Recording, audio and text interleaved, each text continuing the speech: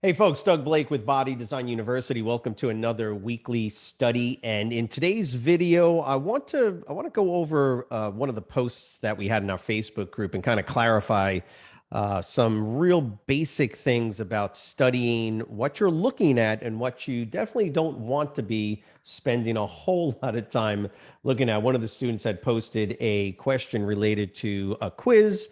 One of the quiz questions probably in the NASM, if you had the online, you've got the online courses, a whole bunch of quizzes in the different sections. And the question was, and in fact, while I'm doing this with you, I'm going to go ahead and just look at it. It's the certified trainer has been listening to a client's goals. The client is done speaking. The trainer restates the goals back to the client. What best describes the approach the trainer is using? Well, look, it's really pretty straightforward. And what I want to make sure you understand is that in order to answer that question, you have to go back to the resource that has the answer for you if you're going to pass the test, which is the textbook. The answer to that quiz question is really, really straightforward. It's found on page 94 in the 7th edition. Because NASM has helped you out a lot. They've given you all of the definitions that you need right here on the side panel. So there's a very strict definition for reflective and active listening. And the answer to that question is obviously reflective listening. Why? Because the question said, it basically said, look, you're listening and then you're doing what? You're repeating back what the client has said to you. Reflective listening, if you look at the top of page 94, reflect the process of seeking to understand the meaning, blah, blah. Restating the idea back to the speaker to confirm that they were understood correctly. Restating the idea. So reflective listening is reflection, like a mirror. You say something, I reflect it back to you. And I say reflect back in air quotes. Why? Because what I'm doing is I'm taking what you said to me and I'm restating it back to you. That is called reflective listening. Reflective listening has a bounce back effect to it. Active listening is purely you. Active listening is a single directional activity. Reflective listening is a bidirectional activity. Active listening is a unidirectional. I am actively listening. And then what I'm going to do is after I have actively listened, which is its own definition, once I have actively listened and I'm intentionally hearing what you're saying, now I can reflect it back to you. So active listening is the first part, really, of reflective listening. So reflective listening is you volley it over, you say your clients are saying stuff, boom, you catch it and you knock it back and say, okay, so let me see if I get this straight. You're telling me blah, blah, blah, blah, blah. That's reflective listening. I'm reflecting back using my verbal skills. I'm going to speak it back to you. Active listening is simply right one way. I'm listening instead of when my client is talking to me and I'm doing this, right? That's hearing. I can't help that. Active listening is that when my client is talking to me, I'm literally taking those words and I'm going, okay, what the heck what is he saying? Or, okay, and you're starting to process it. That's active listening, where you're taking a certain amount of energy to listen to the words, put them together, and make some sense out of it. Once again, active listening is the first part of reflective listening, because when I hear it, I comprehend it. I go, okay, let me think about this. Got it. Okay, well, let me ask you a question. Are you saying, so let me see if I get this straight. That's like the lead-in phrasing that you use with reflective listening. Okay, so let me see if I got this right. You're trying to lose blah, blah, blah, blah, blah. That's reflective listening. Now, okay, so that's the first part of this. Definitions are key. If you don't have the textbook, you're going to have some struggles. Now, if you think you can pass the test without using a textbook and just go get all of the study guides and all, that's great. If you can do it, congratulations.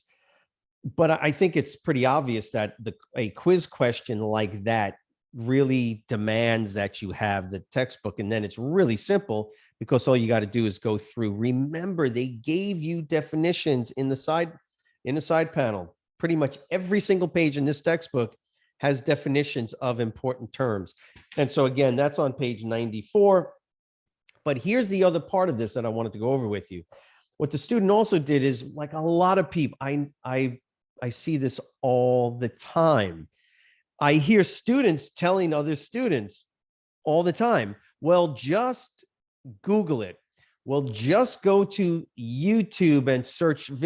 Now, that works in some cases, like if it's anatomy. If it's anatomy and you're just trying to memorize muscles or figure out mnemonics to do, okay, I get it. You can go Google, you can go YouTube or whatever. But here's what I want you to keep in mind. This is the tip. This is the whole tip of this video. You do that and you do it at your own risk. I'm just saying, just keep in mind, there's lots of great resources out there. There's also lots of really poor resources out there. Okay. Some of this information, it's not guesswork. There's scientific information that we know. That's what's generally in the textbook. Do they get it right all the time? They can't, because it's a textbook. And as soon as a textbook hits the store shelves, it's already out of date. But there's certain things that are never out of date. Your bicep is your bicep. Your tricep is your tricep. That's not going to go out of date unless we give new terms to them.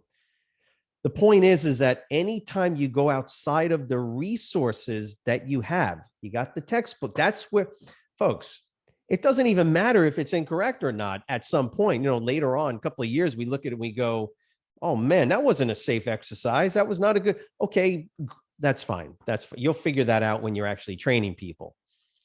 But in order to pass the test, what do you have to do? You've got to use their materials. Does that make sense?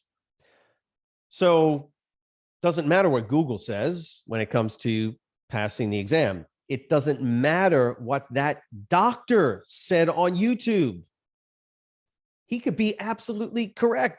He's a PhD. He's a physician, and he's contradict. If that happens, guess what? Turn it off. Turn it off. You can watch that after you pass the exam. It's a little extreme, I know. Point is that the exam comes from here, ladies and gentlemen. The exam comes from here. The point is that if you're going to use resources, always use the NASM textbook. Yes, by the way, watch this.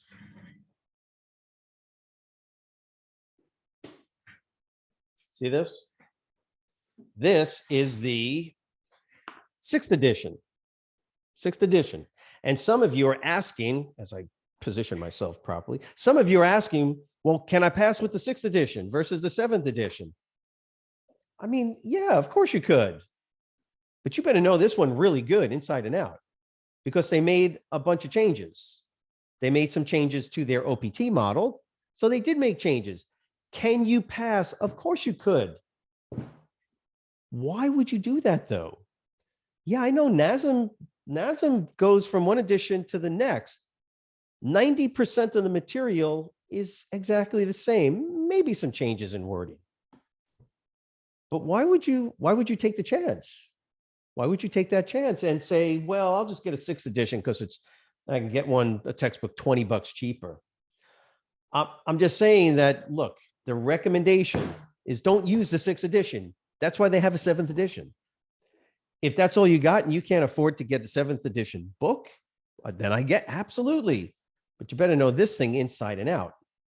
And there's maybe 10% of this has changed a little bit. They've changed the number of chapters, and I'm just kind of helping you out here. If you want to use the 6th, I know some folks use the 5th edition of the NASM. Why? Because certain things have not changed. Biomechanics, bioenergetics, all of those things, they haven't changed. Here's the problem. is that if you fail by 3 questions, which happens all the time, ladies and gentlemen, how do you know it wasn't because there was some difference in the way the material was structured? How do you know that it wasn't additional material that was put into the 7th edition that was not found in the 6th edition? The point is that not everything you find out in Google and YouTube is going to help you pass the exam, irrespective of whether it is correct, true, or not. Point is you got to pass the exam, and the exam materials is right now, as of me doing this video, this is July of 2022, 7th edition. Anything else you do outside of the 7th edition and some of the resources like the NASM Edge, any of the materials that Body Design University provides you because we're academic partners with them, or any other institution that are academic partners, NASM itself has a bunch of apps and blogs. Yes, absolutely. Use all of those.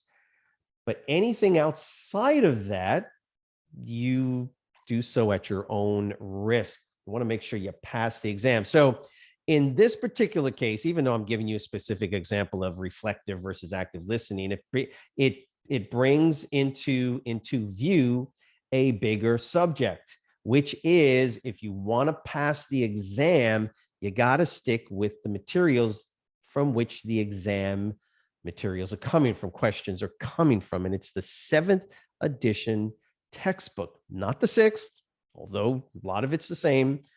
7th edition. If you're going to use Google and once it contradicts anything that you find in here, you got to put that off to the side and go with what they have in their textbook.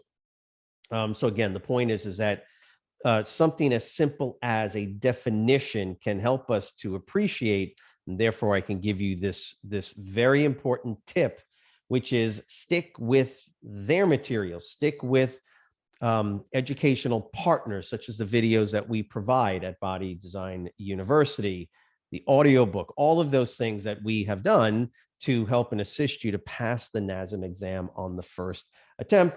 Again, the other sort of side tip here is look and write and rewrite your definitions. These are important. Okay. NASM's not going to give you a question that says, what is reflective listening? No, of course not. They're going to give you what you already know. A question such as the trainer is doing this and does this and this. That would be what type of listening? That's the type of question they're going to ask you.